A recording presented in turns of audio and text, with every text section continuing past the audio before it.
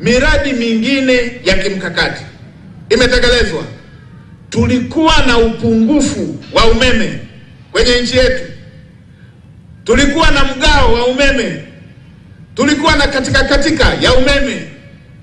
Tukiwa na upungufu mkubwa wa umeme, shati ya umeme. Na ilikuwa ndoto ya Mwalimu Nyerere kujenga bwawa la umeme.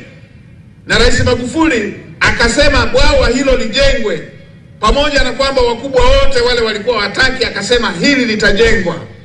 Na hivi tunavyoongea bwawa lile limetumia takriban trilioni 6.5 na limekamilika, na sasa Tanzania ina ziada ya megawatts zaidi ya 2000 za ziada ya zile zinazotumika.